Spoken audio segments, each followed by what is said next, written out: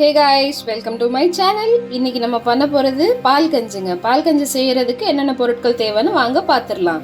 நான் பால் எடுத்துருக்கிறேன். இந்த பாலை நம்ம காய்ச்சி எடுத்துக்கலாம். ஒரு கப் அரிசி இதில் இருக்குங்க. இந்த கப் அளவுக்கு 2 கப்பு குருணை அரிசி எடுத்துருக்கேங்க. உங்களுக்கு தெரியும்னு நினைக்கிறேன். இங்கே பாருங்கள், நல்லா குருணை அரிசியாக இருக்குது.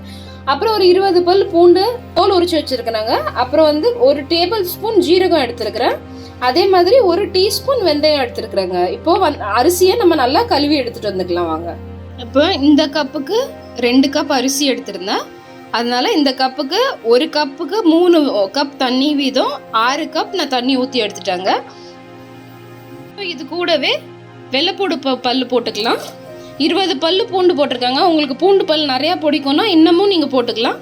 அப்புறமா ஜீரகம் 1 டேபிள் ஸ்பூன் இருக்குது, அதையும் நான் ஆட் பண்ணிக்கிறேன். வெந்தயம் 1 டீஸ்பூன் வெந்தயம் தாங்க எடுத்துருக்கிறேன். 1 டீஸ்பூன் வெந்தயம் நம்ம ஆட் பண்ணிக்கலாங்க. இப்போ இதை 3ஐயும் போட்டுட்டு தேவையான அளவு நம்ம உப்பு ஆட் பண்ணிக்கலாங்க. இப்போ இந்த கஞ்சிக்கு தேவையான அளவு உப்பு நான் ஆட் பண்ணிக்கிறேங்க.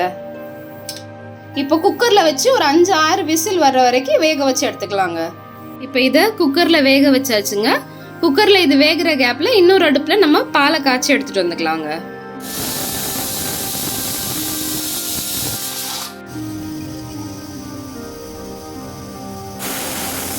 குக்கரில் சாதத்தை நல்லா வேக வச்சு எடுத்தாச்சுங்க. ஒரு 6 விசிலுக்கு வச்சு விசில் அடங்குற வரைக்கும் வச்சு எடுத்துட்டாங்க. இங்கே பாருங்கள், சூப்பராக சாதம் நல்லா கொலையாக வெந்துருச்சு. இப்போ இதை நம்ம மசிச்சு எடுத்துக்கலாம். இப்போ இதை நல்லா மசிச்சு எடுத்துக்கோங்க. இதில் நமக்கு தேவையான அளவு நம்ம பால் விட்டுக்கலாங்க. உங்களுக்கு கெட்டியாக வேணும்னா நீங்கள் எவ்வளோ கம்மியாக பால் ஊற்றணுமோ ஊற்றிக்கோங்க. நல்லா தண்ணியாக வேணும் அப்படின்னு நினச்சிங்கன்னா கூட கொஞ்சமே பால் விட்டுக்கோங்க. நான் இப்போ கொஞ்சம் கொஞ்சமாக விட்டு நல்லா கிளறி விட்டுட்டு இருக்கேங்க.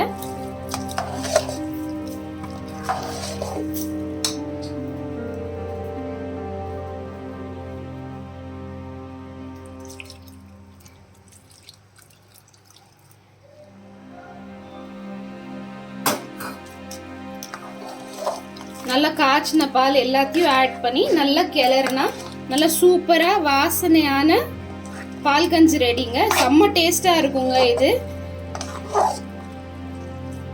இப்போ இதில் இன்னும் கொஞ்சம் பால் தேவை இருக்கு எனக்கு. நான் பால் காய்ச்சி ஊற்றிக்கிறேங்க.